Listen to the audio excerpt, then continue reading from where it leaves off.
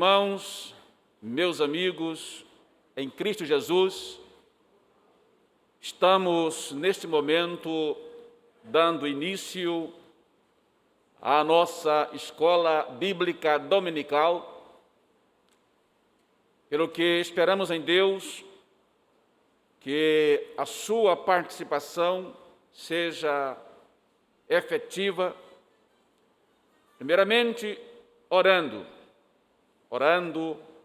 também louvando ao Senhor, fazendo com que cada segundo que estaremos fazendo uso deste recurso, você possa ser grandemente abençoado, onde quer que você esteja. Portanto, vamos orar, dando início à nossa escola dominical. Senhor nosso Deus, nosso bendito e eterno Pai, em cuja presença continuamos na manhã deste dia. Vem tomar nas tuas mãos os teus filhos que terão as suas intervenções nesta escola bíblica, ó Senhor. Vem tomar nas tuas mãos, fazendo o uso que o Senhor quiser dos teus servos. Vem também receber o nosso louvor e adoração, pois reconhecemos que somente Tu és digno, e a Ti clamamos em o nome de Jesus. Amém. Nós vamos para o nosso momento devocional, convidando ao presbítero Ovimar Oliveira para cantar um hino da harpa cristã. Graças a Deus. 432.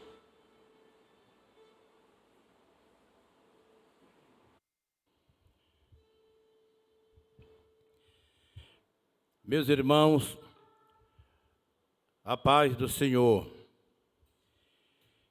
Com muita alegria estamos de volta ao templo para aqui louvarmos ao Senhor, o nosso Deus. Ele que é digno de toda honra, de toda glória nos céus e na terra. Você que está em casa, está acompanhando, hoje é a escola dominical para domingo. Então você que tem a sua lição, acompanhe os professores logo mais. O número do hino 432, consagrado ao Senhor, é o título do hino. Pode ir.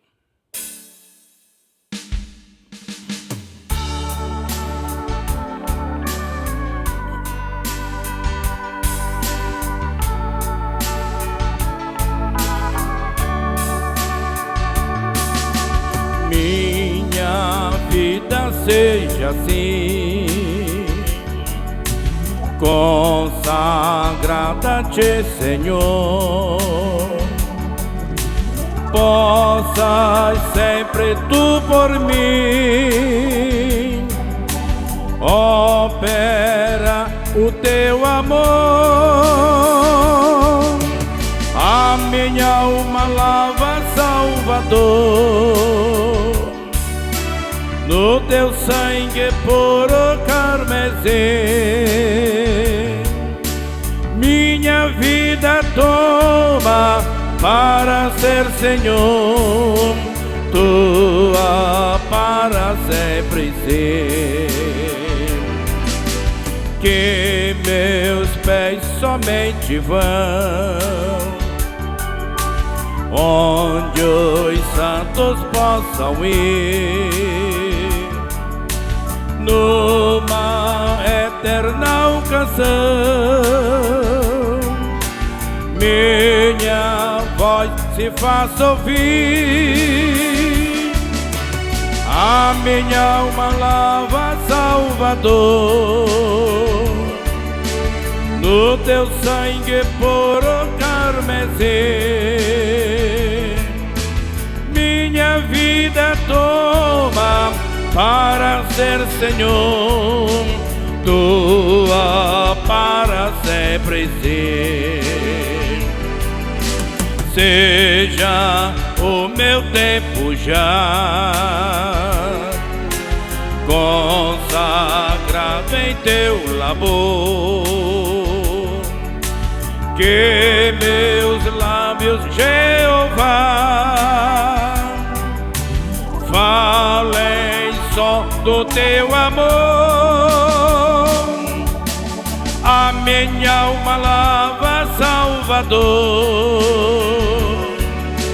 no teu sangue puro carmesim. Minha vida toma para ser Senhor, tua para sempre ser. Toma, Deus, o meu querer, faz o teu, ó Salvador, hoje habita no meu ser, enche-me do teu fervor, a minha alma lava, Salvador, no teu sangue puro carmesim. Minha para ser Senhor, tua para sempre ser. Oh, recebe-me, Senhor, quando venho me prostrar a teus pés, ó Salvador, hoje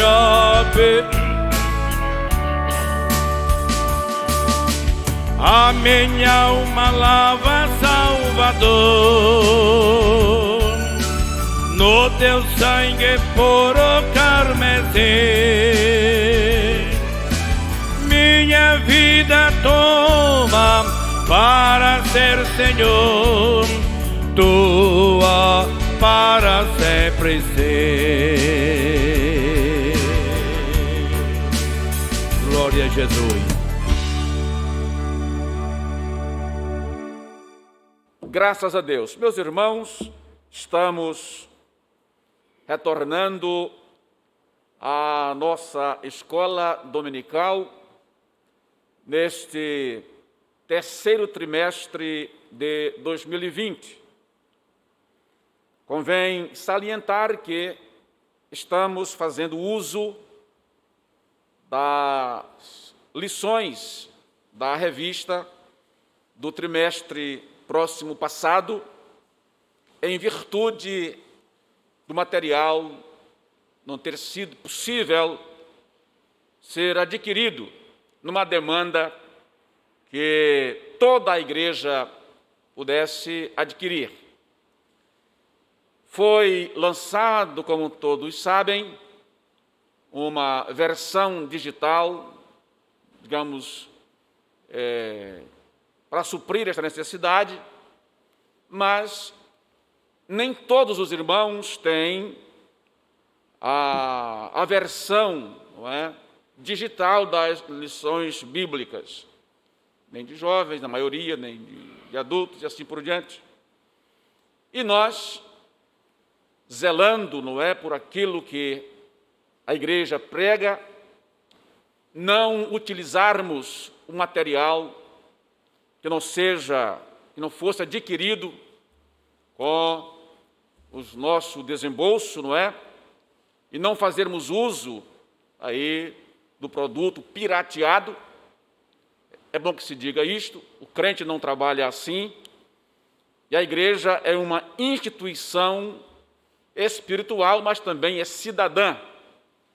E velamos por estes princípios e acertamos que, ao longo deste trimestre, estaremos usando as lições do trimestre passado, tendo em vista que muitos irmãos não puderam acompanhar, a situação todos sabem, e, em comum acordo, o Ministério local acordou, não é, que seja uma lição padronizada ou uma escola padronizada enquanto durar a situação de pandemia que estamos enfrentando. Então, você que está aí acompanhando pela Vida FM também, sinta-se dentro desta escola dominical e aprendamos mais a palavra de Deus. Teremos hoje, está previsto para hoje, 2 aulas, uma com o auxiliar Luiz Carlos, a lição de adultos, e a outra de jovens com o nosso amado irmão Eduardo, congrega ali na coluna de Sião, muito bem. E teremos, certamente, um conteúdo à altura, sem nenhum prejuízo. A palavra de Deus é viva, ela se renova, e nunca ninguém vai conseguir esgotar o conteúdo bíblico. E assim teremos estes 2 servos de Deus hoje ministrando-nos. Então, façamos a leitura da palavra do Senhor, dado esses informes, para, de seguida, já termos nosso amado irmão ministrando a palavra de Deus para a nossa edificação espiritual.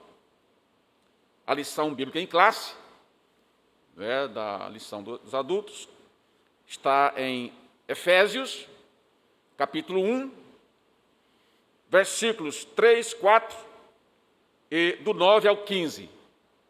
Então, pegue a sua lição, a sua revista, você que passou, não é? Você já sabe que já mudou de faixa etária, não é? Você já sabe que pode fazer uso da palavra do Senhor, tem isso também. Bendito o Deus e Pai de nosso Senhor Jesus Cristo, o qual nos abençoou com todas as bênçãos espirituais nos lugares celestiais em Cristo, como também nos elegeu nele, antes da fundação do mundo, para que fôssemos santos e irrepreensíveis diante dele em amor. 9.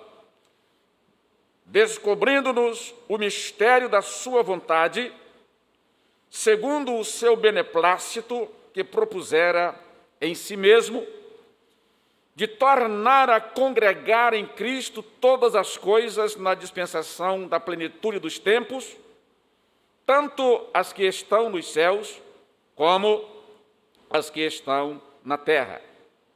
Nele, em quem também fomos feitos herança, havendo sido predestinados conforme o propósito daquele que fez todas as coisas, segundo o conselho da sua vontade, com o fim de sermos, para louvor da sua glória, nós, os que primeiro esperamos em Cristo, em quem também vós estáis depois que ouvistes a palavra da verdade, o evangelho da vossa salvação, e, tendo nele também crido, fostes selados com o Espírito Santo da promessa, o qual é o penhor da nossa herança para a redenção da possessão de Deus, para louvor da sua glória.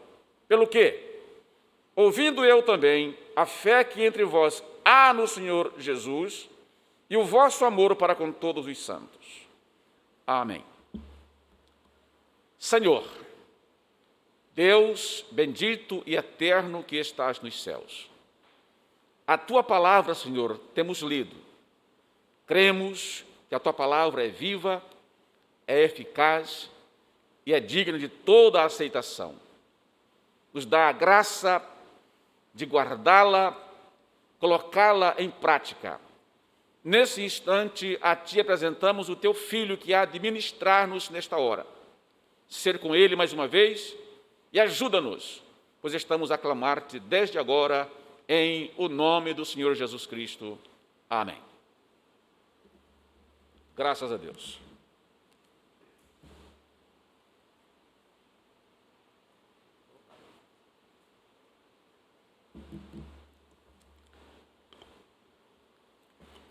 Saúdo a todos e a cada um com a paz do nosso Senhor Jesus Cristo.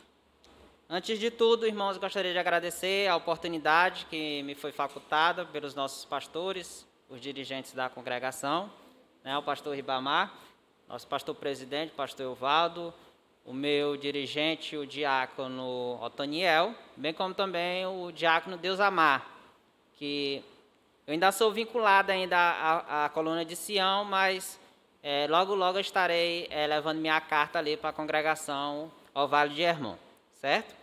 Irmãos, vamos estudar hoje sobre a lição de número 2 da revista de jovens, certo? A lição de número 2, ela tem por título O Chamado de um Líder. O texto do dia diz assim: Não te mandei eu, esforça-te e tem bom ânimo, não pasmes, nem te espantes, porque o Senhor teu Deus é contigo por onde quer que andares. Esse texto encontra-se no livro de Josué, capítulo 1, versículo 9. A síntese diz o seguinte, irmãos: Deus, ao chamar alguém para exercer a liderança sobre o seu povo, garante-lhe a graça suficiente para suportar os embates. Meus irmãos, a lição é dividida por tópicos. O primeiro tópico, ele vai dizer o seguinte: um novo tempo. E o primeiro subtópico diz o seguinte: Moisés morreu. Amados, os eleitos, os homens de Deus morrem, mas a obra, ela permanece firme. O nosso Senhor Jesus Cristo, certa vez, chegou a falar que passarão céus e terra, mas a palavra dele iria permanecer para todo sempre. Então, Moisés morreu, mas a obra de Deus não poderia parar. E nós vamos aprender nessa lição que foi chamada uma pessoa para substituir Moisés, que no caso foi Josué, que é o tema principal aqui dessa lição de hoje. A escolha de Josué para substituir Moisés. Irmãos, a missão que Josué tinha não era fácil. Moisés, para os irmãos terem ideia, Moisés, ele simplesmente é a maior figura do Velho Testamento, é Moisés. É praticamente a unanimidade. Moisés que passou 40 dias com Deus, Moisés que recebeu as tábuas, Moisés que guiou o povo ali, que libertou o povo. Então, Moisés, ele é a pessoa mais admirada pelos judeus e ele simplesmente ele é a maior figura do Velho Testamento. Para os irmãos terem ideia, na passagem lá no Monte da Transfiguração, duas pessoas apareceram para Jesus Cristo, o Elias e Moisés. Ou seja, não era muito fácil você substituir Moisés, né? E detalhe, irmãos, os irmãos que me conhecem sabem que eu gosto muito de estudar apologética. Essa passagem da transfiguração serve até de argumento para você refutar alguns membros de algumas seitas. Existem algumas seitas que falam que entre a morte e a ressurreição não tem nada. Eles chamam de sono da alma. É público e notório que Moisés morreu, mas Moisés apareceu para Jesus Cristo no Monte da Transfiguração. Olha aí um argumento contra o sono da alma. Por isso que é importante, irmãos, a gente sempre estudar a Bíblia, certo? Não é tão difícil, basta a gente dar uma estudada periódica e sistemática do texto sagrado. Então não era fácil, irmãos. E nesse momento, como o tópico diz, é um novo tempo, é um tempo de mudança. Antes, quando Moisés estava vivo, eles tinham maná. O escritor ele vai dizer que eles tinham maná diariamente, que tinha a presença da nuvem e também a coluna de fogo, que os aquecia e durante o frio e protegia do calor durante o dia. Irmãos, isso aí chegou um momento de mudança. Quando Moisés morreu, chegou um momento de mudança. Aí vem o tópico 2. Josué, assume a liderança. Josué, capítulo 1, versículo 2, Deus diz assim, levanta-te, pois, agora. Nós sabemos, irmãos, que o irmão Javan até falou no domingo passado que Josué, ele sempre esteve ao lado de Moisés. Se os irmãos lerem todo o Pentateuco, bem como também o livro de Josué, os irmãos vão entender que ele sempre foi um servo fiel. Ele sempre esteve ali aos pés de Moisés, aprendendo. Então, isso é de suma importância. Por isso que ele não foi escolhido por acaso. Ele estava ali, ele aprendeu de tudo. Ele aprendeu de tudo aos pés de Moisés. Ele teve um grande ensinador e ele foi submisso à vontade do mestre dele. Então, ele aprendeu várias coisas. E é interessante notar que aqui o escritor ele vai dizer que um dos grandes segredos das pessoas que caminham com Deus é conhecer o tempo ideal. Josué, irmãos, ele foi paciente. Josué, ele sempre demonstrou fé. Como eu falei anteriormente, Josué ele sempre foi fiel a Moisés, ele sempre foi fiel, ele sempre seguiu os passos de Moisés, mas ele nunca atropelou. Ele esperou o quê? O tempo de Deus. O escritor ele vai chamar o tempo Kairos. Nós sabemos que existe o tempo Cronos e existe o tempo Kairos. O tempo Cronos é o tempo do homem, passado, presente e futuro. O tempo Kairos é o tempo de Deus, ou seja, aquilo que Deus já determinou. Um exemplo, quando Cristo apareceu aqui na terra, quando ele morreu, ele nasceu, viveu e morreu lá na cruz do Calvário. Ali foi o tempo, na plenitude dos tempos, ali já havia sido determinado por Deus. Então, por isso que é importante, irmãos, todo servo de Deus, nós que somos cristãos, você, jovem, adolescente, vocês que estão acompanhando essa lição, aprender a ser submisso ao tempo Kairos. Deus sempre promete, ele faz promessas aos seus servos, mas nós devemos ser sempre pacientes, porque Deus ele sempre atua no momento certo e na hora exata, ok? Então Josué, irmãos, ele foi submisso à vontade de Deus porque ele esperou. Ele não deixou atropelar etapas. Ele foi preparado, ele foi lapidado. Porque, irmãos, não é fácil você liderar, né? A Bíblia ela não é muito preocupada com números, certo? A Bíblia com datas, né? A Bíblia ela quer mostrar a mensagem de Deus. Mas o que a gente sabe, irmãos, alguns estudiosos, vocês em casa sabem que tem um líder de mocidade, às vezes estão dirigindo a congregação. É um trabalho grande você dirigir uma congregação com 100 pessoas, 150 pessoas, 200 pessoas. Às vezes o líder de mocidade. Às vezes você, professor da escola dominical, tem uma classe com 10, 12, 15 alunos. Você vê a dificuldade. Imagine Josué.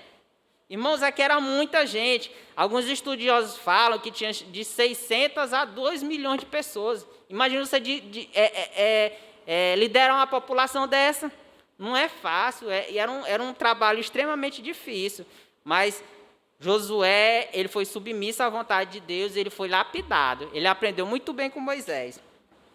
Ele vai dizer aqui, o comentarista, Josué nunca resistiu a Moisés, ou mesmo criticou, mas sempre se manteve inteiramente submisso ao seu líder. Por isso, no tempo certo, Deus o exaltou. Então, aqui, irmãos, é o segredo da vitória. É a gente ser submisso à vontade de Deus, é a gente seguir a palavra de Deus, que pode ter certeza que no momento certo, no tempo Kairos, Deus vai exaltar os servos dele. Por isso que é muito importante, irmãos, a gente não atropelar etapas, porque não vai dar certo, certo? Não vai dar certo. Se você querer atropelar as coisas, simplesmente não vai dar certo. Então, esse foi o segundo subtópico. O terceiro subtópico, irmãos, do tópico 1, ele vai dizer o seguinte: tenha iniciativa. Ele vai dizer o seguinte, lá em Josué, capítulo 1, versículo 2, ele fala o seguinte: passa este Jordão, tu e este povo, e todo este povo. Irmãos, ele vai dizer o seguinte, que passar o Jordão significa o rompimento com o imobilismo e a tomada de posição. Chegou a hora de Josué e seu povo seguir adiante. Irmãos, esse trecho da revista, ele é muito interessante. Eles tinham que atravessar o Rio Jordão. E aqui era uma nova etapa que Deus estava preparando para o seu povo. E ele falou aqui, tenha iniciativa. Os irmãos que talvez me conhecem, tem até um brocardo, né, um jargão jurídico, que diz o seguinte: o direito não socorre aos que dormem.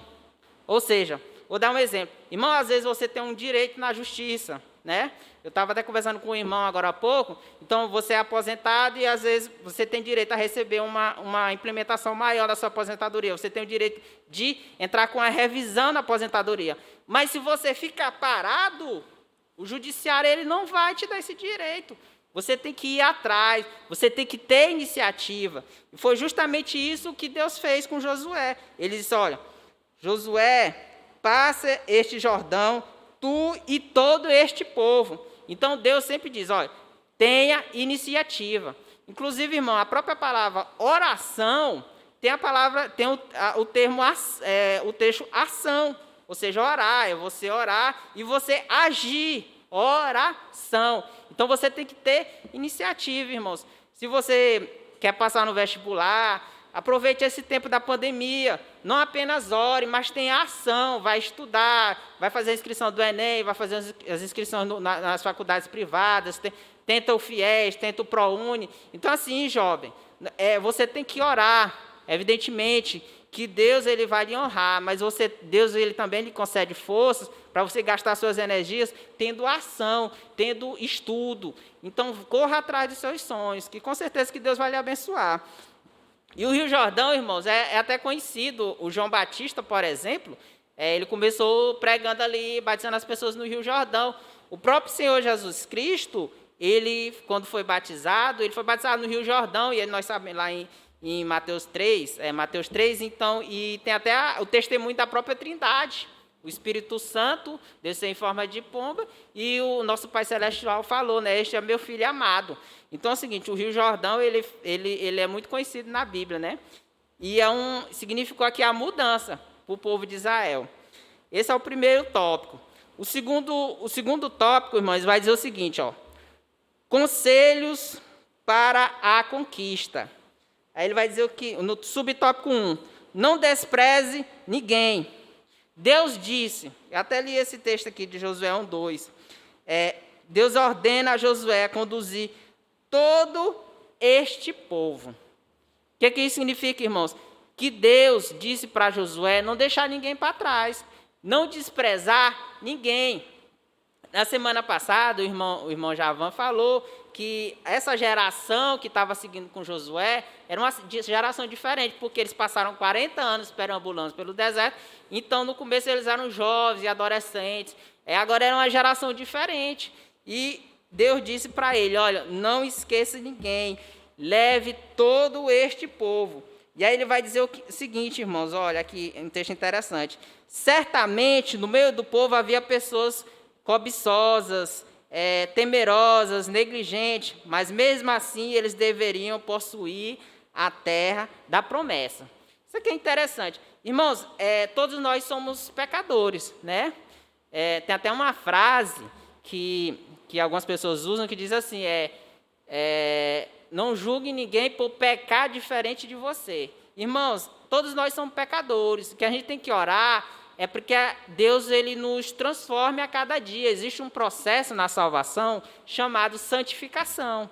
Ou seja, hoje eu tenho que ser melhor do que ontem, e amanhã eu tenho que ser melhor do que hoje, e assim sucessivamente. A santificação ela só vai terminar quando o Cristo voltar. É um processo, irmão, passo por passo, step by step, é um passo por passo. Então é o seguinte, meus irmãos, a gente tem sempre que orar para que as pessoas possam melhorar cada dia, eu, você e todos os servos de Deus.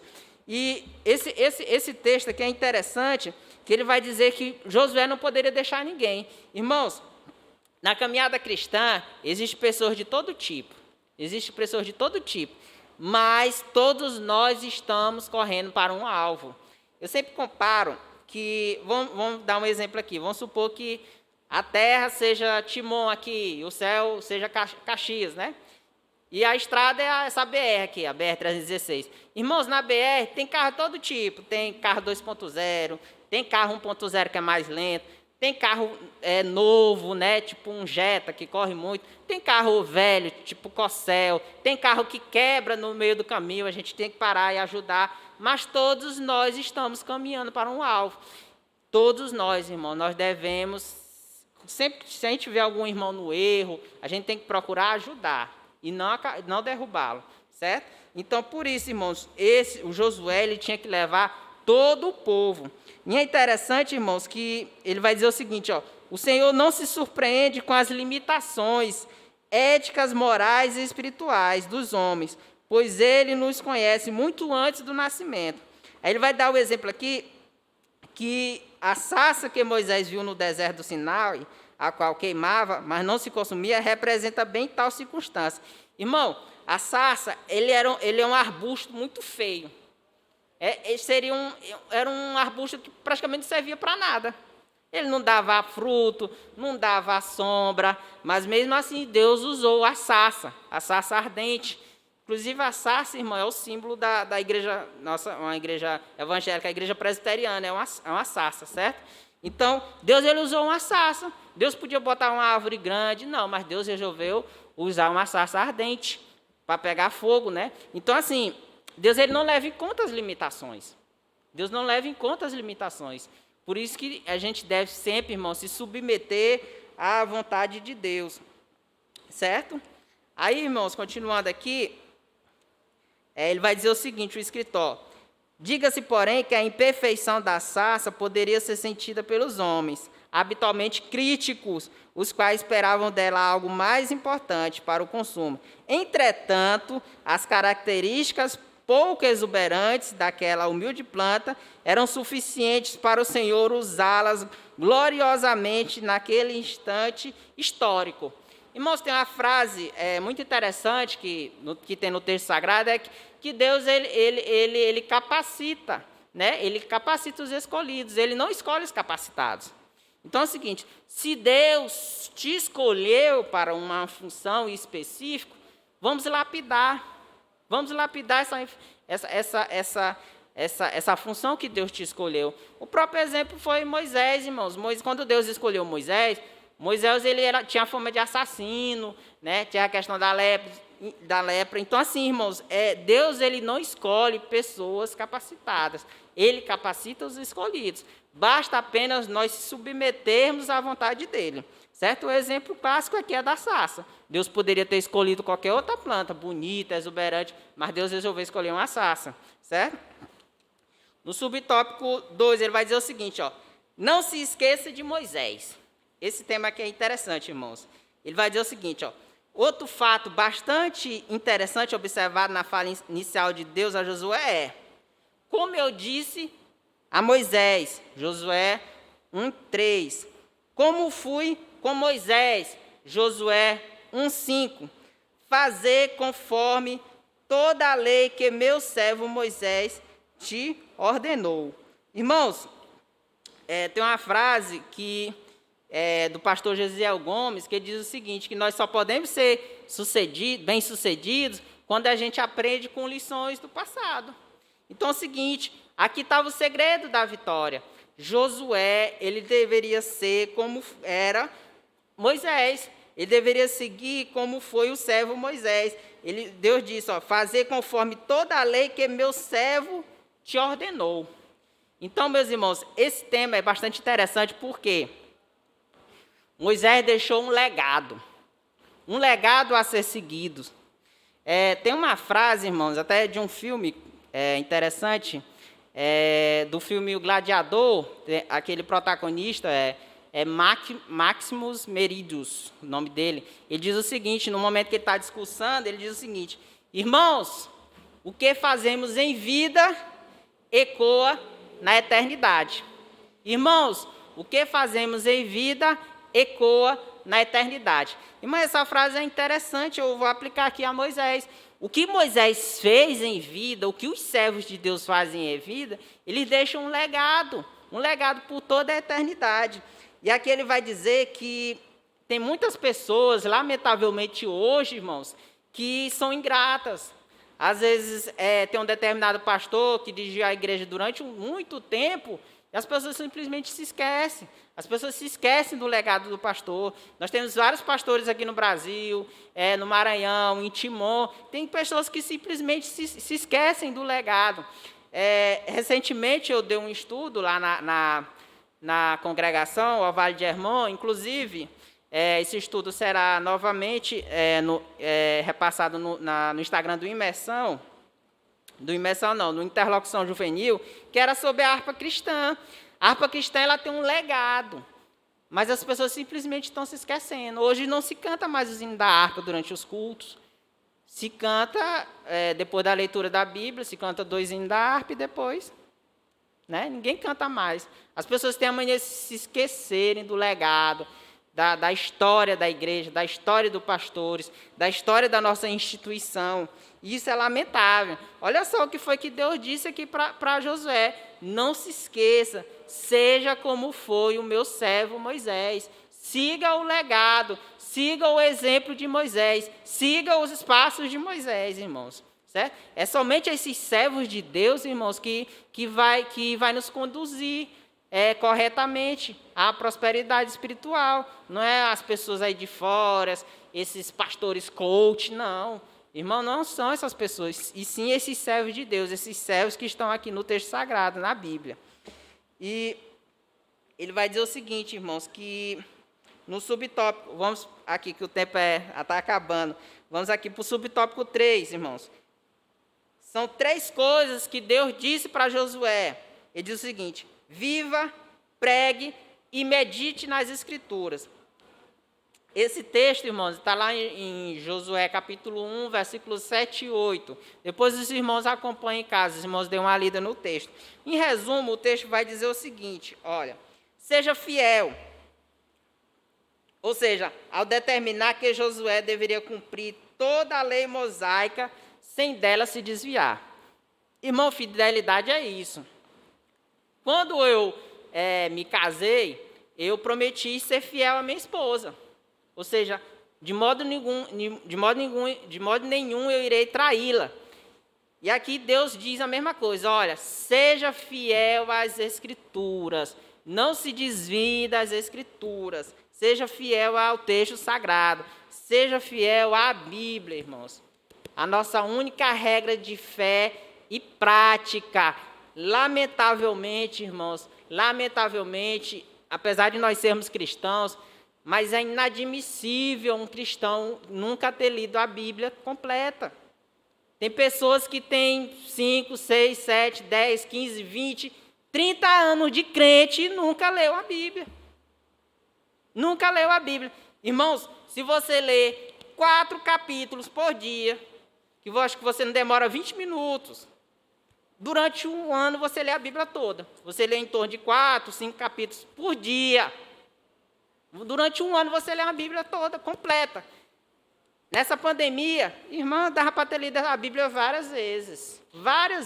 Então nós devemos ser fiel, que o segredo da vitória é esse, é ser fiel às Escrituras.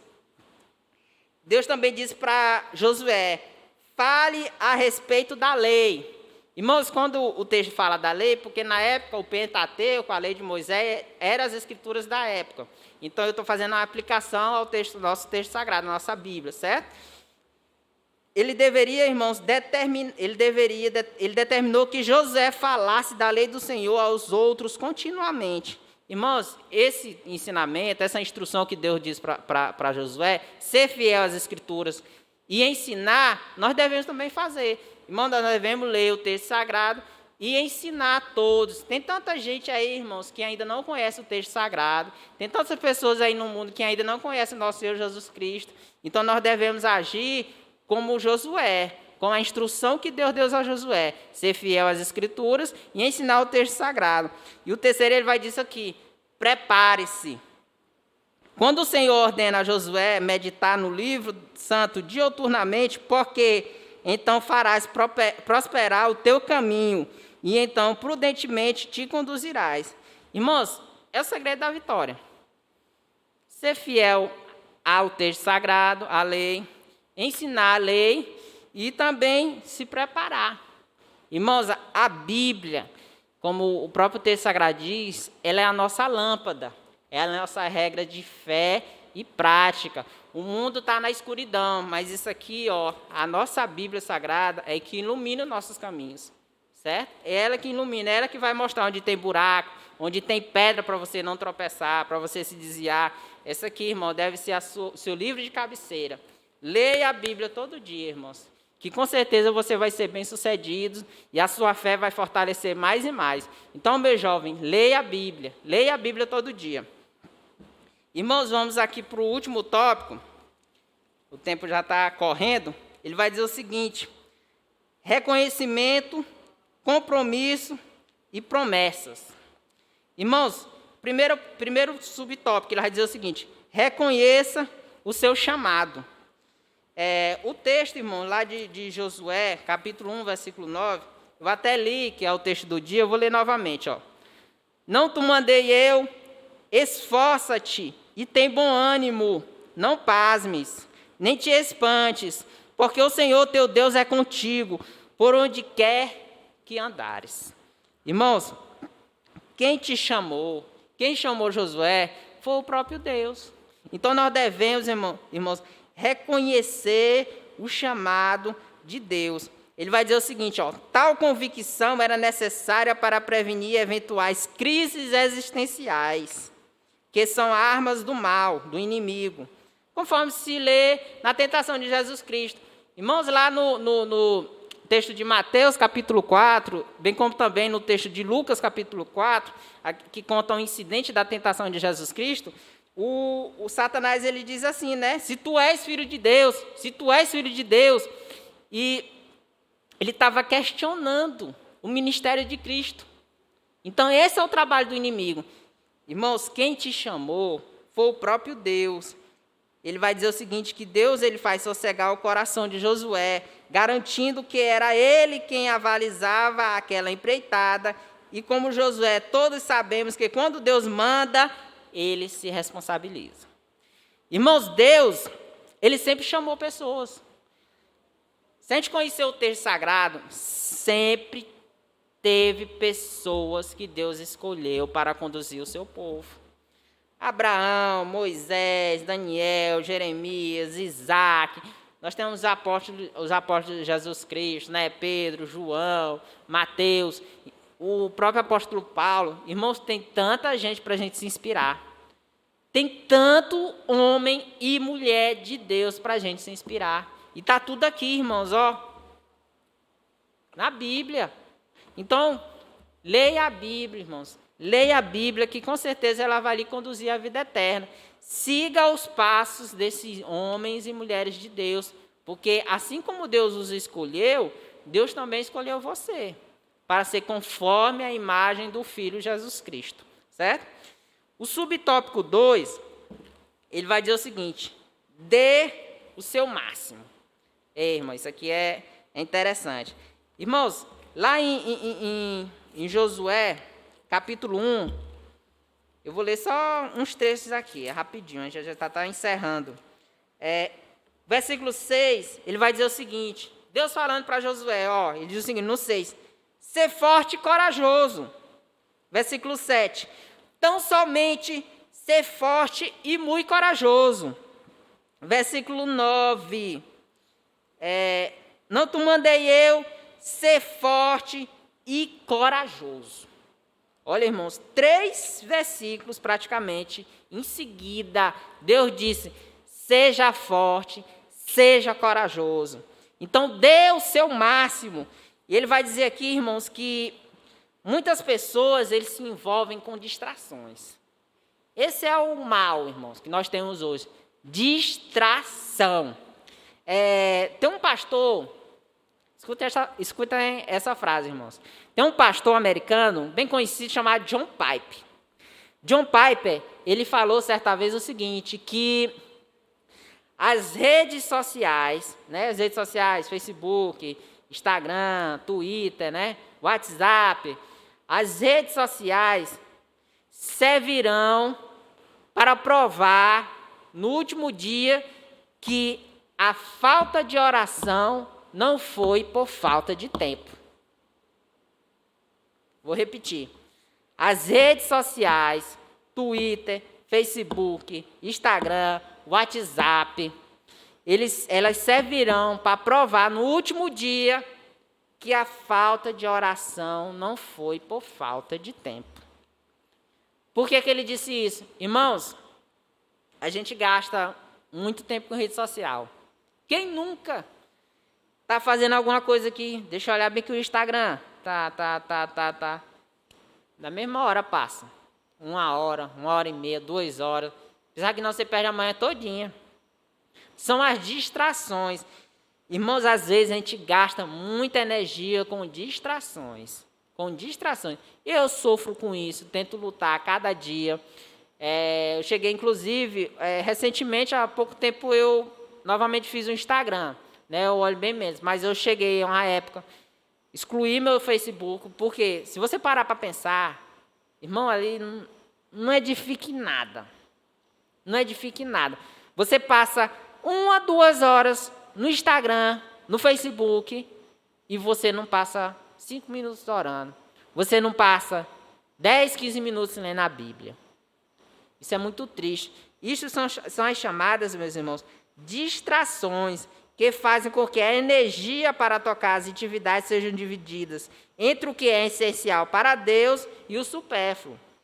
Deus nos guarde de tal desperdício. Hoje, na quarta-feira, né, esse vídeo será no domingo, na quarta-feira o governo federal colocou o Enem, vai ser no ano que vem, em janeiro de 2021.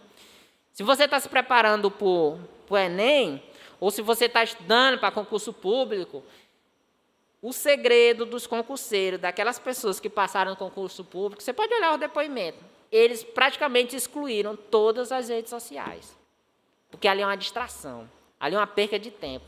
Então é o seguinte, irmãos, a gente deve dar o máximo para a obra de Deus e para qualquer outra coisa. Se a gente está se preparando para fazer o Enem, se a gente está se preparando para fazer o vestibular na faculdade privada, ou se a gente vai usar a nota do Enem para passar no vestibular, você jovem, você adolescente, você que está estudando para concurso público, tenha cuidado com as distrações. E o principal, se você está preocupado com as coisas de Deus, invista seu tempo, invista sua energia nas coisas que realmente te edificam, que são as coisas de Deus, a igreja, a evangelização. Então, meus irmãos, que nós possamos abrir nossos olhos, que você jovem, você minha jovem, que nós possamos dedicar o nosso tempo integralmente a Deus. E o último, irmão, subtópico, ele vai dizer o seguinte, as promessas. Quais foram as promessas que Deus fez para Josué? Primeiro, são 3 aqui, que ele fez um resumo. Prosperidade. O Senhor disse, todo lugar que pisar a planta do vosso pé, eu tenho dado, como eu disse a Moisés, prosperidade. Derrota dos inimigos, ao mencionar, ninguém se susterá diante de ti todos os dias da tua vida, Josué 1:5. E para finalizar, presença de Deus, não te deixarei e nem te desampararei. Assim o Senhor garantiu a Josué que Israel teria não uma jornada tranquila, haveria muitos inimigos e lutas, mas um final feliz e seguro, como acontece com todos aqueles que obedecem a Deus. Então o segredo é esse, irmãos. Estude a Bíblia, seja fiel ao texto sagrado, seja fiel ao nosso Senhor Jesus Cristo. Batalhas virão, inimigos irão querer te derrubar, te destruir, mas o nosso Senhor Jesus Cristo nos prometeu que estaria conosco até a consumação dos séculos. E assim como Deus fez aquele povo vencer, aquele povo conquistar, Deus também te tornará um vencedor. Então, que Deus os abençoe e que o nosso Senhor Jesus Cristo seja conosco até a consumação dos séculos. Amém.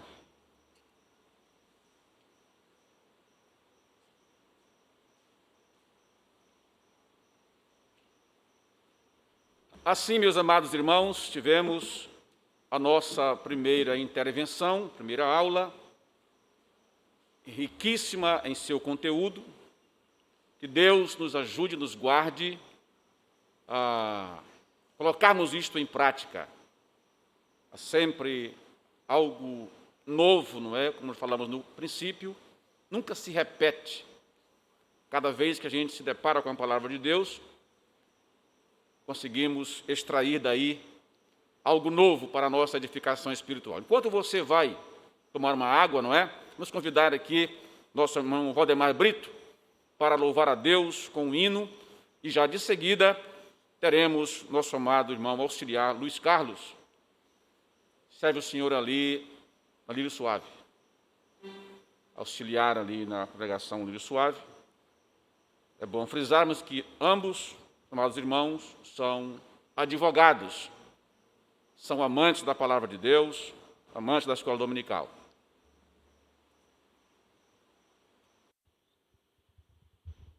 Cumprimento nosso irmão com a paz do Senhor. Que o nosso Deus possa estar nos abençoando cada vez mais. Vamos louvar ao Senhor.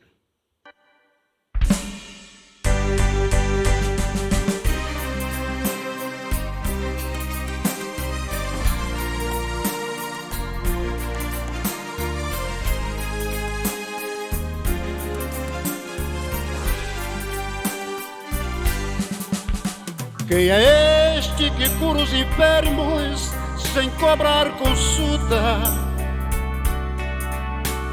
Quem é este homem importante que a todos escuta? Quem é este que alivia o fardo dos velhos cansados? Quem é este que quer as crianças sempre do seu lado? Este que de madrugada socorre os aflitos,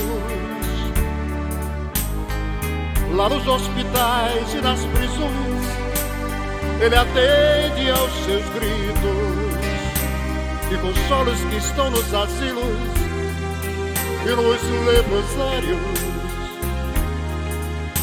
Quem é este que liberta o drogado e não cobra honorários? É o homem das mãos perfuradas que está por aqui, operando milagres tão grandes como eu nunca vi.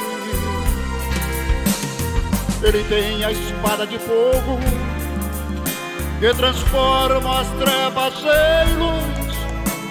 O homem das mãos perfuradas se chama Jesus.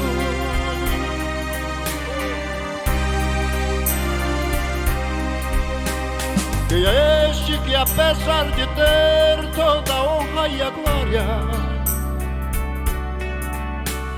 visitou minha casa e mudou toda a minha história? Quem é este que salva e perdoa os arrependidos, cicatriza as feridas da alma e levanta os caídos? Quem é este que é homem, é Deus, que é Deus e é homem, e resolve os problemas quando eles quase nos consomem? Quem é este que enriquece os pobres e ensina os doutores, e por ter triunfado da morte é o Senhor dos senhores? É o homem das mãos perfuradas que está por aqui, operando milagres tão grandes como eu nunca vi. Ele tem a espada de fogo que transforma as trevas em luz. O homem das mãos perfuradas se chama Jesus. Ele tem a espada de fogo que transforma as trevas em luz. O homem das mãos perfuradas se chama Jesus.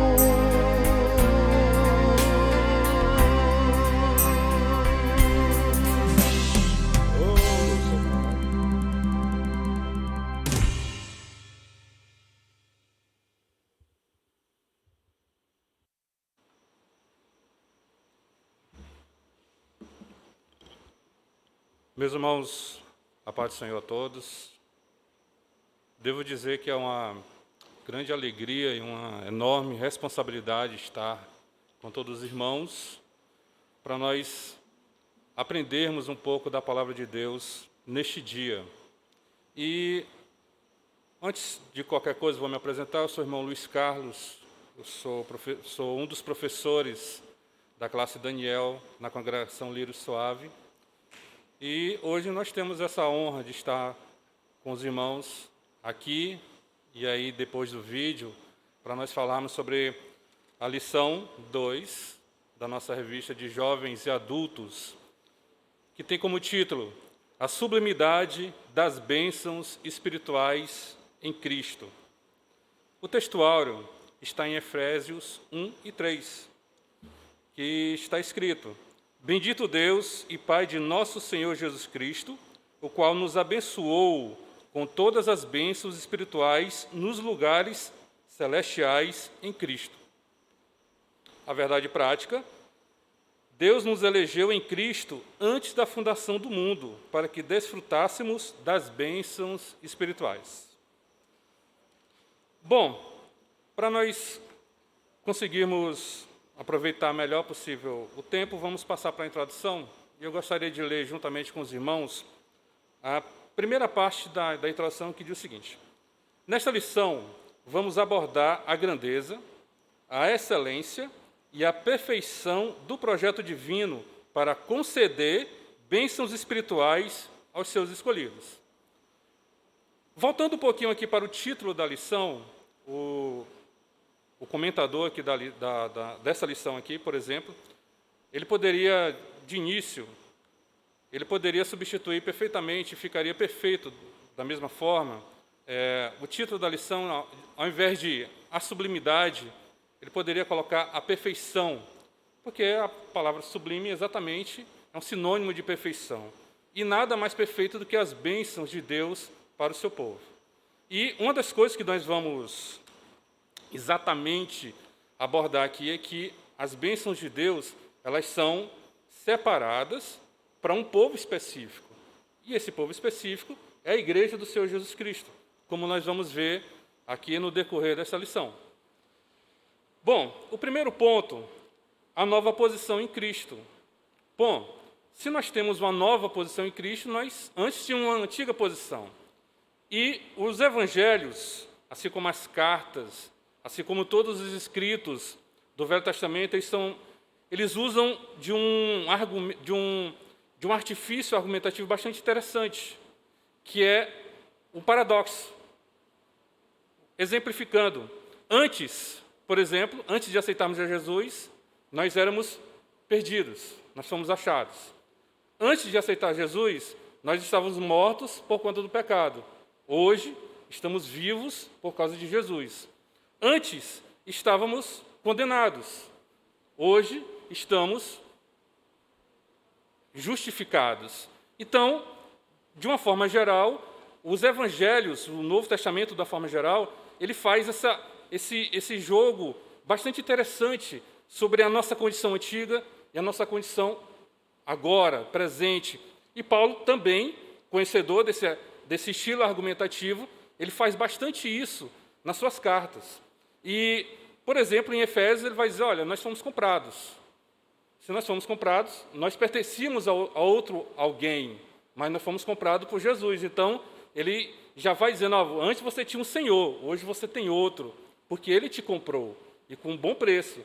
Então, a partir desse ponto 1 desta lição, nós vamos ver que nós hoje temos uma nova posição, não por causa de nós mesmos, mas por causa de Jesus, o que aumenta e muito a nossa responsabilidade. Porque a nossa posição, nós, como novas pessoas, novos homens, nós temos que dar um exemplo por causa de Jesus. É uma coisa bem estranha, mas é isso. Hoje, se fosse por causa de cada um, da sua individualidade, eu vou tomar o caminho que me bem entender.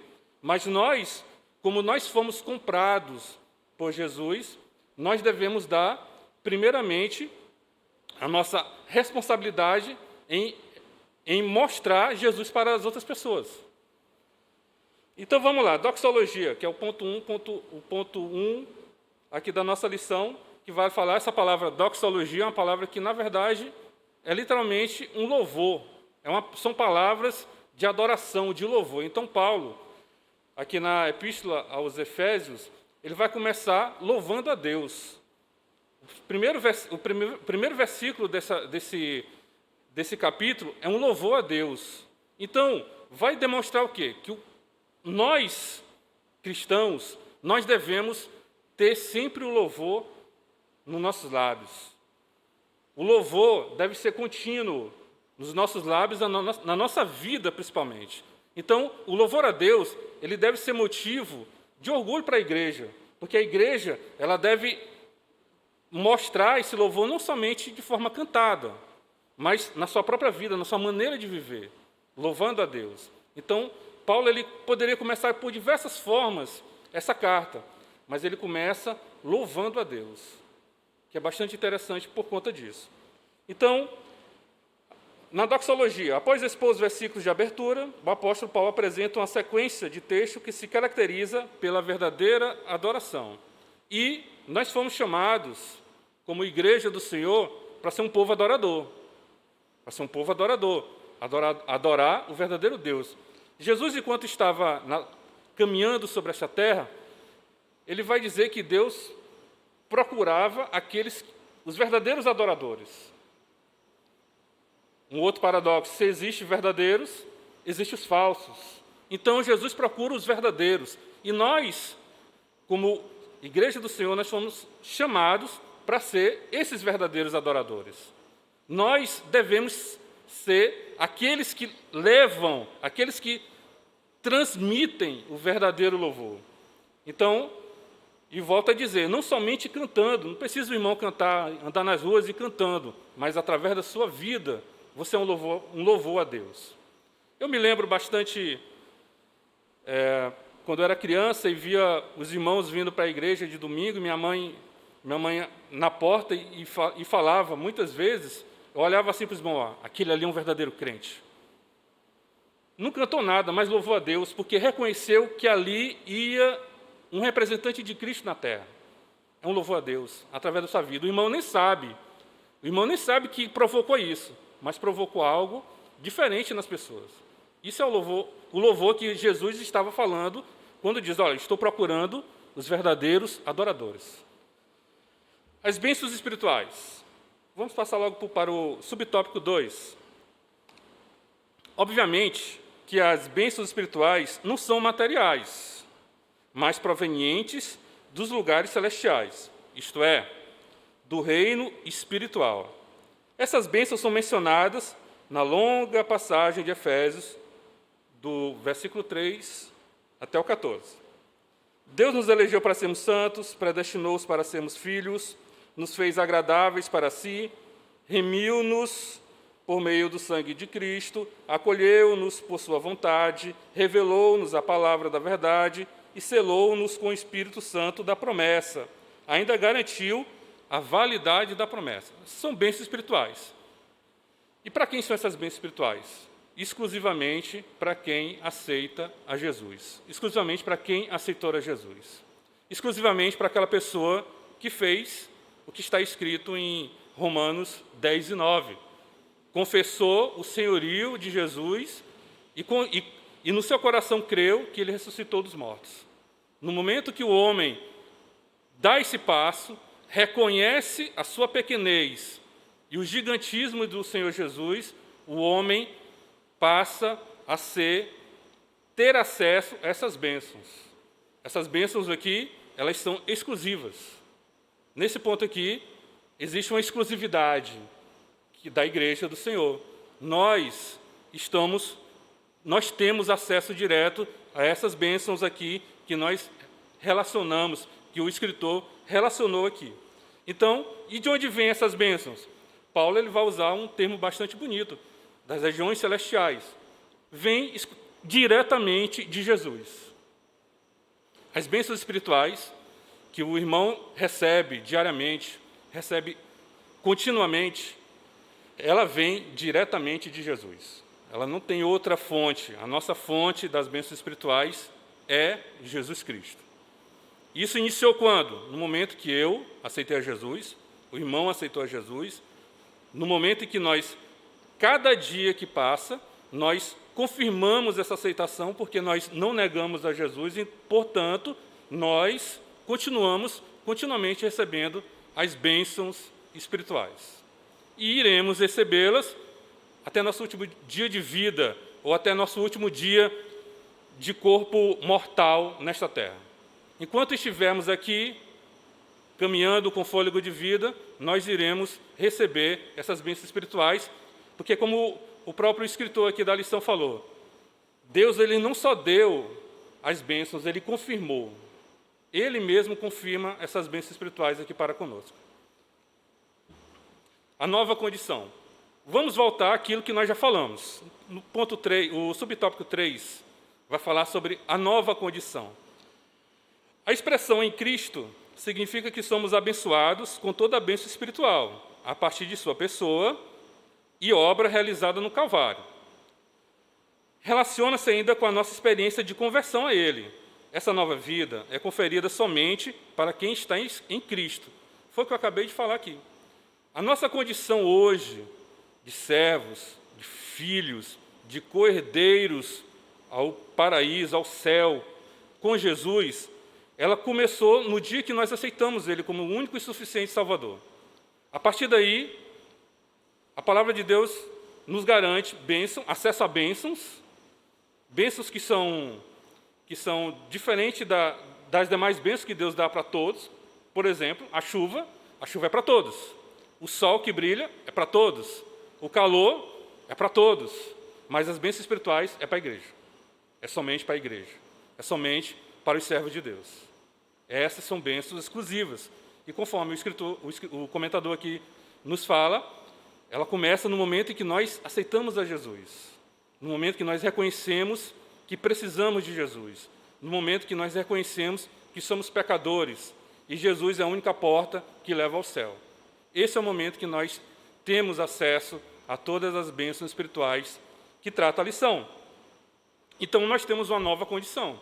Como eu falei, os evangelhos, assim como as cartas e todos os escritos do Novo Testamento, eles fazem essa diferença entre uma condição antiga e você ter uma nova condição.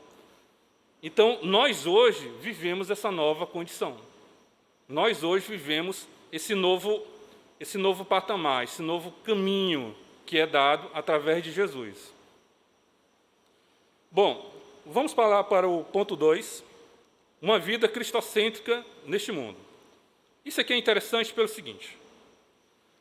Nos tempos de Paulo, assim como é hoje, na verdade, mas nos tempos de Paulo eu creio que era algo mais bruto, que era as igrejas ali, principalmente da região do que hoje nós chamamos de Turquia, que na época era chamada de Ásia Menor, elas eram profundamente influenciadas pela cultura grega, particularmente pela cultura grega.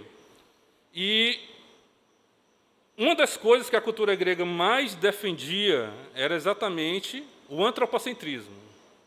O antropocentrismo é o contrário de cristocentrismo.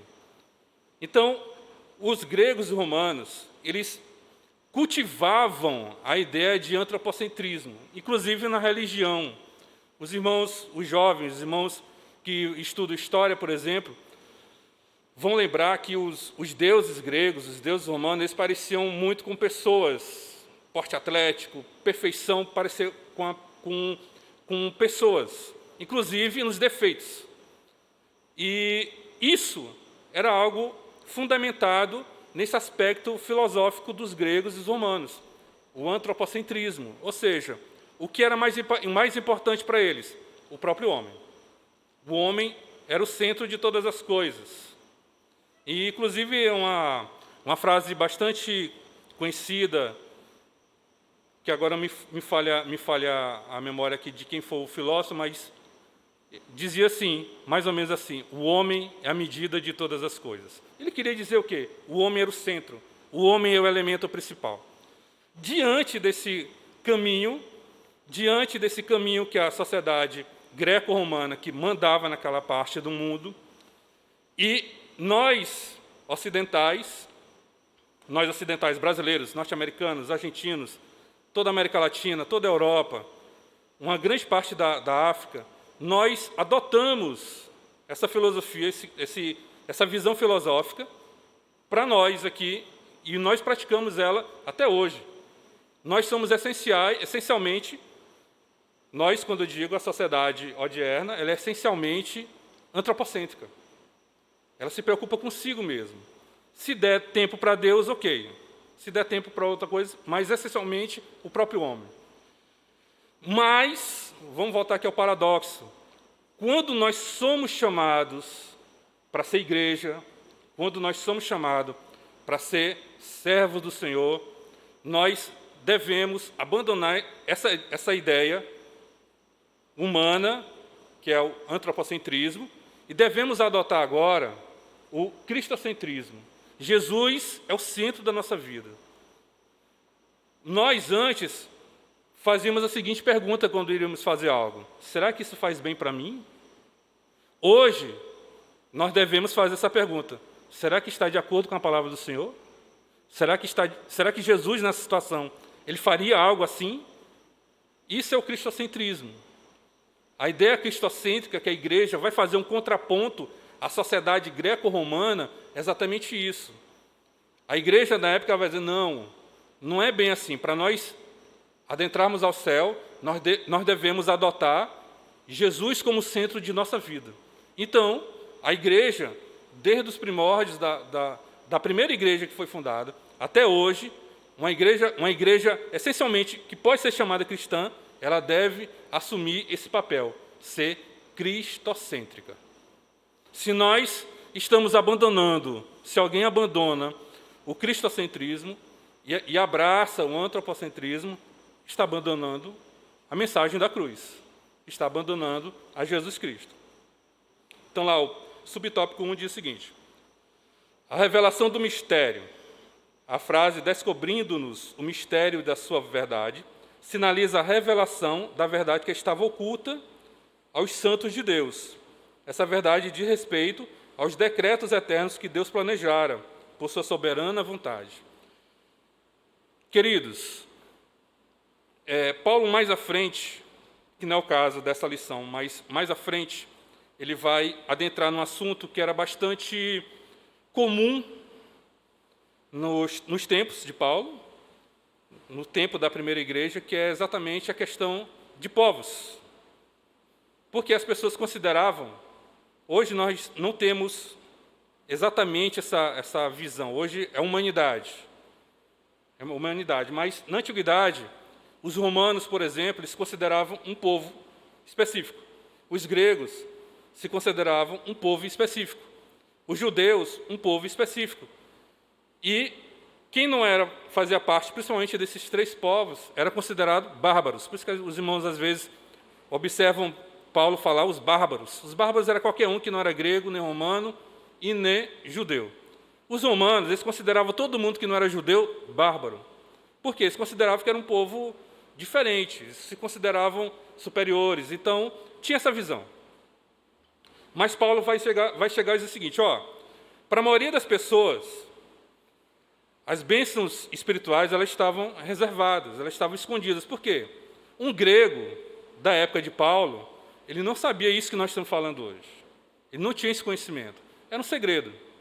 Um romano, a maioria dos romanos, eles não sabiam dessa mensagem sobre Jesus. Era um segredo. As pessoas que estavam fora do círculo greco-romano, eles também não sabiam disso. Então, para muitos, era um segredo. E quando é que esse segredo era revelado? No momento que a pessoa aceitava Jesus. No momento em que o indivíduo, o homem, ele aceitava Jesus, aí tudo isso deixava de ser um segredo. Por isso é que Paulo vai escrever para os Efésios e diz: olha, nós descobrimos isso. Antes nós não sabíamos, não conhecíamos Jesus. O próprio Paulo, antes de aceitar a Jesus, ele perseguia a igreja exatamente pelo fato de não conhecer essa revelação. Ele era um dos perseguidores da igreja. Não só perseguidor religioso, mas perseguidor político também. Ele não só perseguia teologicamente, vamos falar assim, mas ele perseguia no sentido de prender, de bater nas pessoas, inclusive de auxiliar na morte de cristãos.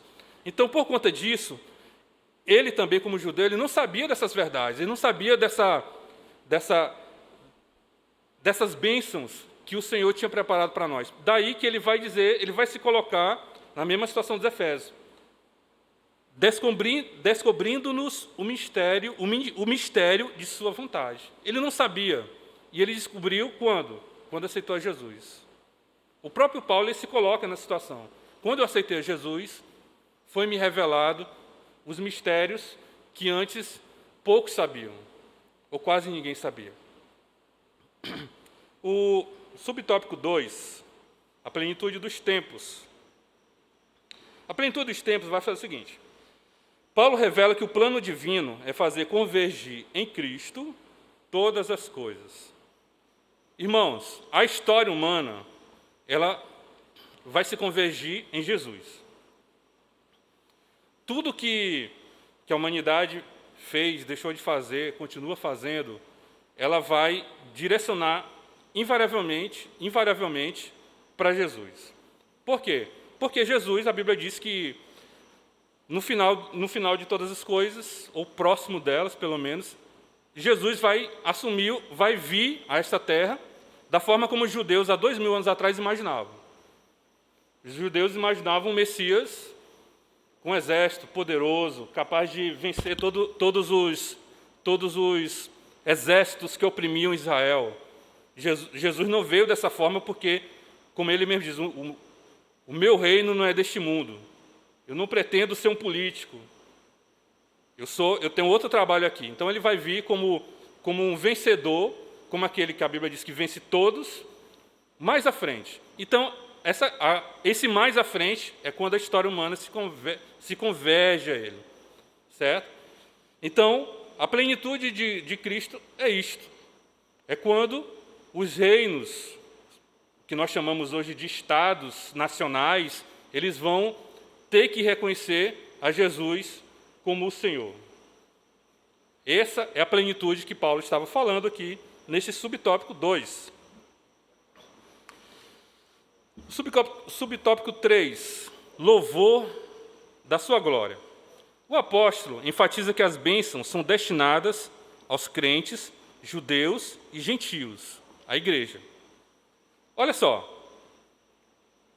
como eu já antecipei, Paulo, ele, conhecedor de que a mentalidade das pessoas dos primeiros séculos da igreja cristã era cada povo, um povo. Se eu tinha minha cultura é diferente da sua, eu sou um povo. Você é outra coisa, mas o povo sou eu. E aqui os judeus, eles se consideravam um povo diferente, um povo específico, com cultura, língua, com todos os aspectos que formam um povo de forma muito diferente dos demais. Então eles se consideravam nós e vocês. Nós, judeus e gentios. Quem eram os gentios? Absolutamente qualquer pessoa que não fosse judeu, que não viesse nascido de pai e mãe judeu, era gentio.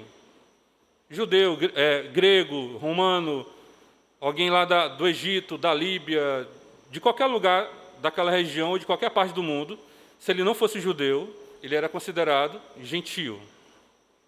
Só que aqui vai surgir um outro povo. Paulo ele vai dizer, não existe só esse judeu e gentio. Embora Paulo fosse um judeu, mas ele não existe só um judeu e gentio. Existe um terceiro povo. E esse povo é chamado igreja. E esse povo, ele não é exclusivo de uma nação. Ele não é exclusivo dos judeus. Ele não é exclusivo dos gregos. Ele não é exclusivo dos romanos.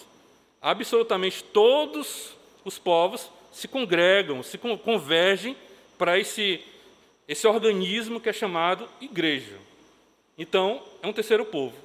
Paulo reconhece na carta aos Efésios, assim como Jesus já havia usado essa expressão igreja, que ali é um outro povo.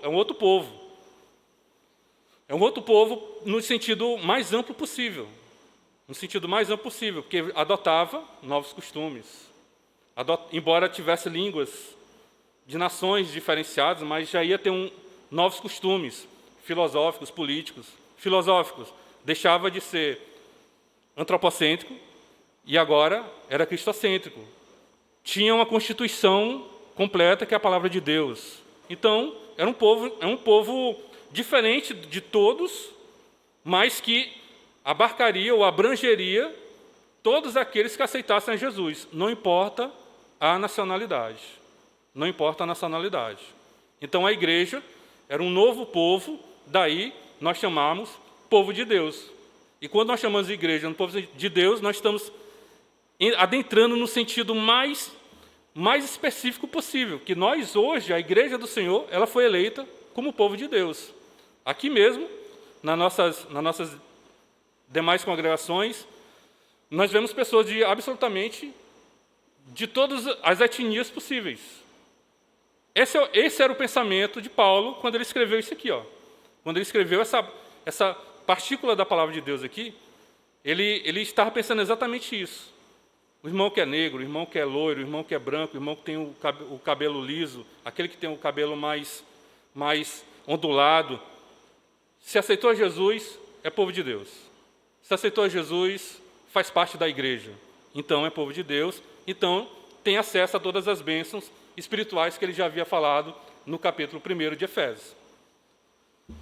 Por isso é que Paulo ele vai terminar, daí eu creio que é uma forma dele expressar a alegria dele de fazer parte de algo que é muito maior do que um povo limitado por fronteiras geográficas, que era o caso dos gregos, dos romanos, dos judeus. A igreja do Senhor, ela não tem fronteiras. Ela está absolutamente em qualquer parte do planeta, ela está absolutamente em qualquer fuso horário do planeta, desde que ali tenha alguém que diga, que reconheça que Jesus é o Senhor. Então, aquela pessoa que faz isso, ela faz parte, mesmo não me conhecendo, mesmo não conhecendo nenhum dos irmãos, nem o irmão que está nos ouvindo agora, ela faz parte da igreja do Senhor, porque o Espírito Santo, que é o que nos dá essa liga, a Bíblia diz que o Espírito, ele testifica, ele fala, ele dialoga com o nosso Espírito, dizendo que nós somos filhos de Deus. Isso também faz parte das bênçãos espirituais. Vamos lá para o ponto 3.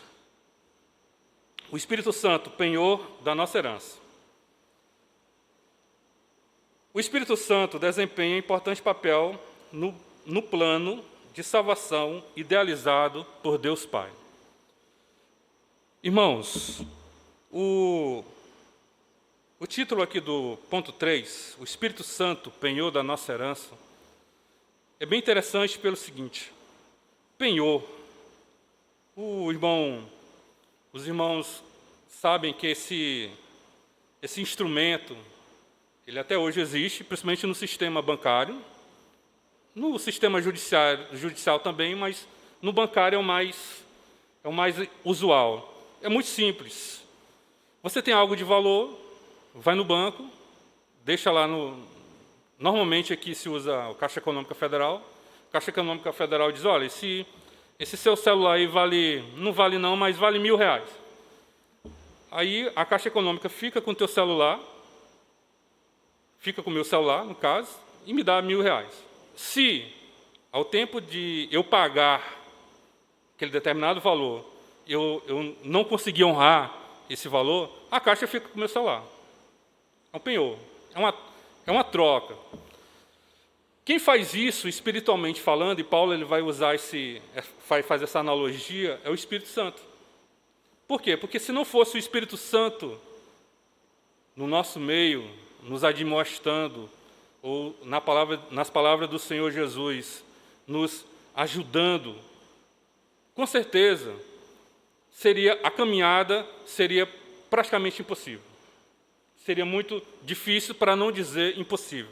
Então, é o Espírito Santo que desempenha, o Espírito Santo é que ele derrama sobre nós todas essas bênçãos espirituais, objeto aqui da nossa lição. da qual nós estamos falando já há alguns minutos. Se não fosse o Espírito Santo, ouso dizer, o nosso número seria infinitamente menor. Vou dar um exemplo, como a ação do Espírito Santo é maravilhosa e sublime. No início do século XX, os Estados Unidos era um país muito mais racista que é hoje, muito mais segregado, a palavra é melhor essa, muito mais segregado do que é hoje. Mas, numa igrejinha na Rua Azusa, lá em Los Angeles, na Califórnia, um pregador negro, neto de escravos, ele começa a pregar sobre o Espírito Santo. E a historiadores mesmo, seculares, eles dizem, olha, e ninguém sabe explicar, mas dentro de um galpão, num local pobre, um galpão pobre, começou a pessoas de várias etnias, mexicanos, chineses, americanos, brancos, ricos, pobres, classe média, começaram a frequentar aquela igreja e começaram a ser batizados no Espírito Santo. Aí, muitos historiadores evangélicos eles consideram que ali é um dos marcos iniciais do movimento pentecostal moderno, começa ali nos Estados Unidos. O que eu quero dizer com isso? Que, em condições normais, se aquele servo de Deus não tivesse o Espírito Santo na sua vida, não tivesse o Espírito Santo trabalhando, ele jamais congregaria ninguém. Principalmente pessoas de diferentes matizes sociais e étnicas, principalmente nos Estados Unidos. E ali mostrou e mostra até hoje para nós que quando o Espírito Santo está envolvido na obra, está envolvido em determinado trabalho, ele prospera e ele até hoje, esse movimento da Rua Azusa, ele é tido como um modelo do cristianismo. Um modelo que dissipou os preconceitos sociais, dissipou os preconceitos raciais, dissipou qualquer coisa. Tudo em prol de quê? Do Evangelho. Tudo em prol de quê? De viver Jesus Cristo. Então, se não fosse o Espírito Santo lá como aqui, com certeza estaríamos fadados ao fracasso. O primeiro ponto, o subtópico 1, o selo do Espírito Santo. Aquele que ouve a palavra de Deus, o Evangelho da salvação, e que por meio da fé se rende a Cristo, recebe o selo do Espírito Santo. Nós somos selados. E Paulo ele vai usar novamente uma analogia. Como assim? Muitas vezes, isso até aqui no Brasil, até mais ou menos 150 anos atrás, as pessoas que eram objeto de outro, às vezes, eles eram marcados com o selo, para dizer, você é minha propriedade. No tempo de Paulo, como a escravidão ela não era racial, ela era uma escravidão no sentido amplo da palavra. Existia escravidão por dívida, escravidão por você perder uma guerra, escravo. Então, muitas vezes, alguns desses escravos eles eram selados no sentido de marcados com ferro quente na carne, para qualquer um dizer, é escravo e pertence a alguém. Paulo ele vai fazer essa analogia. Claro que aqui ninguém é marcado dessa forma, mas a Bíblia diz que espiritualmente nós somos marcados pelo Espírito Santo. Nós somos propriedade de alguém. E no caso aqui, como igreja, nós somos propriedade exclusiva de Jesus Cristo. Mas nós somos marcados pelo Espírito Santo. Ou seja, o Espírito Santo ele é o selo, é aquilo que diferencia, aquilo que identifica você como servo de Deus. E nós somos identificados porque o irmão é mais alto, mais bonito, mais cheiroso? Não, porque tem o Espírito Santo na sua vida. Sem o Espírito Santo, não temos como ter essa marca na nossa vida. A verdadeira marca que temos em nossa vida é o Espírito Santo.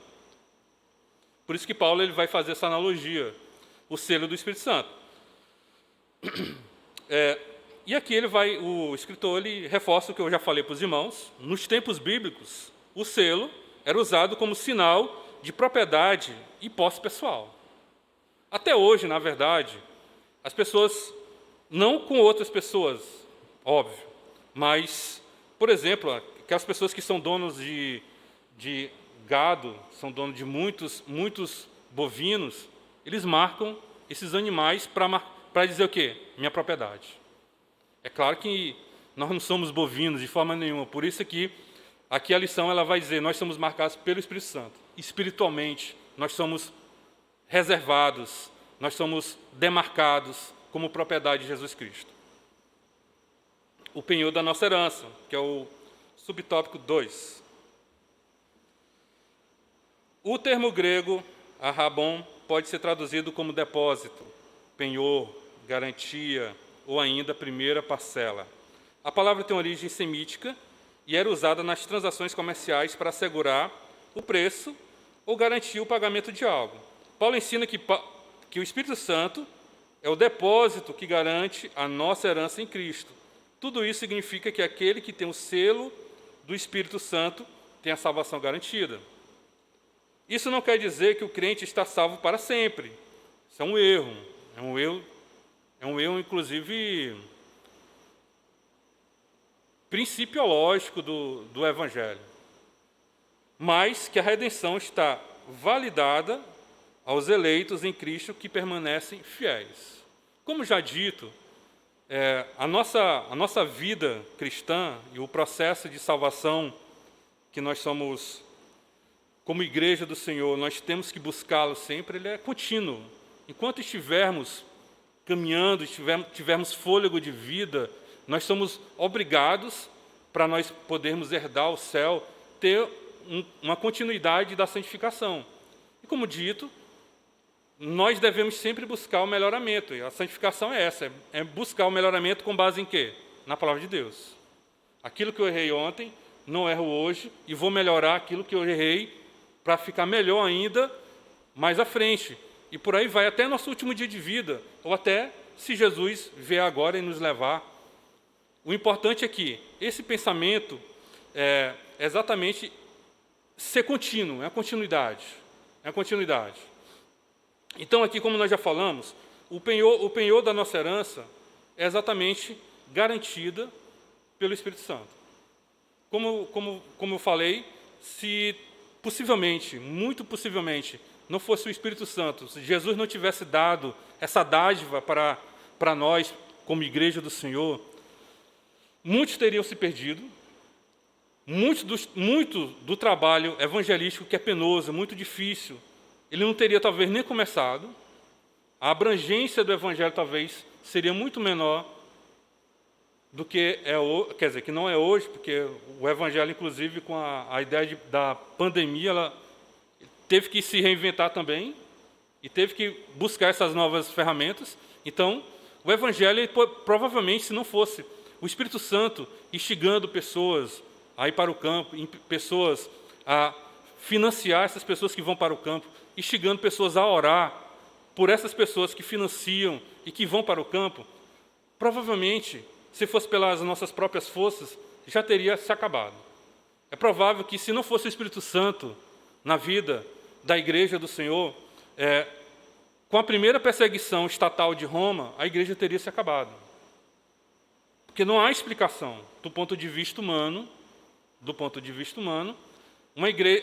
um grupo religioso ser perseguido durante 100, 200, 300 anos, e 2000 anos depois disso ele continuar firme e forte, pregando o Evangelho, pregando a salvação, pregando que Jesus salva, que Jesus é vida. Se não fosse o Espírito Santo, com toda certeza.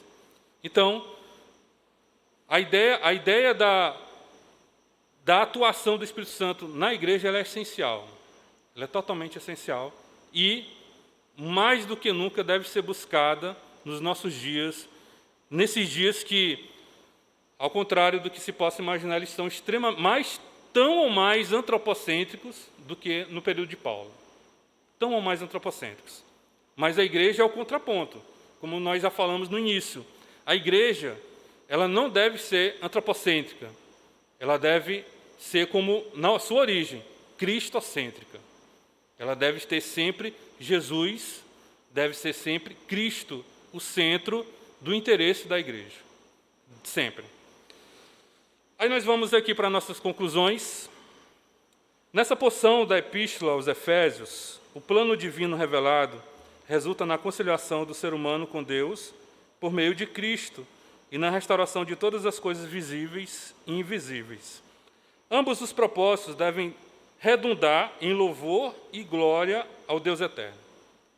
Na plenitude dos tempos, todo o desígnio divino estará plenamente executado. Como a Bíblia é cristocêntrica e a igreja que surge, ela é cristocêntrica, naturalmente, a história da humanidade, ela vai convergir, ela vai alcançar o seu ápice, a sua plenitude, quando Jesus estabeleceu o seu governo perfeito, o seu governo incorruptível na terra. Aí é a plenitude que Paulo estava falando. Talvez vejamos, talvez é possível, mas é possível que nós sejamos, e eu creio nisso, que nós essa geração, alcançará o encontro com o Senhor Jesus nos ares. O que se aponta no horizonte da história da humanidade é que essa igreja, essa geração, a próxima, ela encontrará o Senhor nos céus. Daí a razão de nós estarmos prontos, estarmos buscando sempre ter Jesus como centro da nossa vida. E, voltando aqui para nós, a conclusão final. Para nós termos acesso às sublimidades das bênçãos espirituais em Cristo, nós devemos ter esse Cristo como centro das nossas vidas. E que Deus em Cristo nos abençoe, e eu agradeço a oportunidade no nome de Jesus.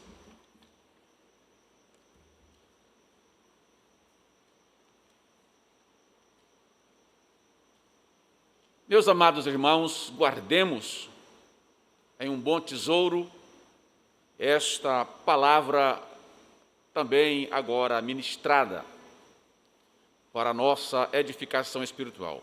Vamos, antes de encerrarmos, para mais um louvor, um dos hinos para hoje, não é? Vamos convidar o presbítero Ovimar para cantar o hino da harpa cristã. E logo após estaremos já encerrando a nossa segunda escola bíblica dominical desse terceiro trimestre.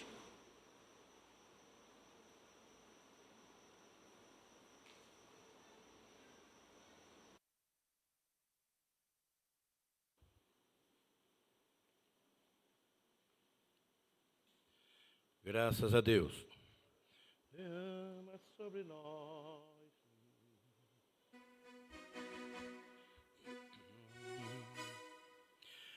Derrama sobre nós o teu Espírito, como fizeste em Jerusalém. A tua grei manda o mesmo fogo, indispensável para nós também. A tua grei manda o mesmo fogo, indispensável para nós também. Derrama sobre nós o teu Espírito, como em casa do centurião. Ó, dá-nos o poder da tua palavra, fazendo a luz brilhar na escuridão. E dá-nos o poder da tua palavra, fazendo a luz brilhar na escuridão. Derrama sobre nós o teu Espírito. Dá-nos hoje muitas conversões.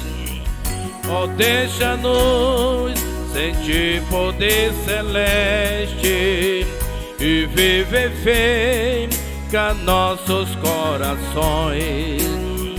Ó, deixa-nos sentir poder celeste e vivifica nossos corações. Derrama sobre nós o teu Espírito, e aos que sofrem da tua proteção, ora ficar em amor unidos para obter a prometida unção.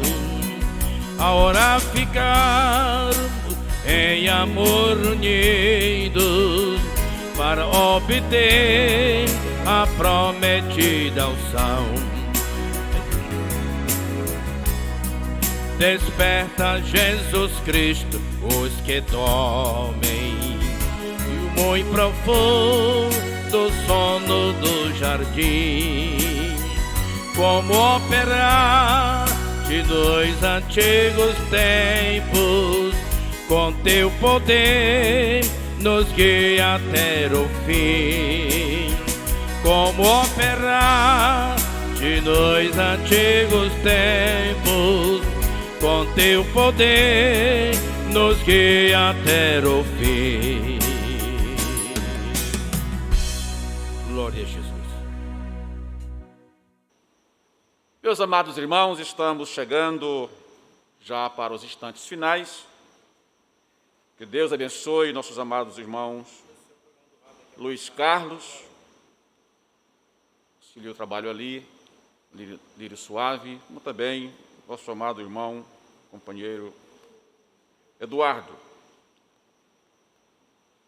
que está ali engajado no trabalho do Senhor na Monte Aluno de Sião. Muito bem. Deus nos abençoe grandiosamente. Lembrando aos amados irmãos que isto é uma gravação em sintonia com as nossas autoridades, por conta do decreto trazendo o lockdown, não é?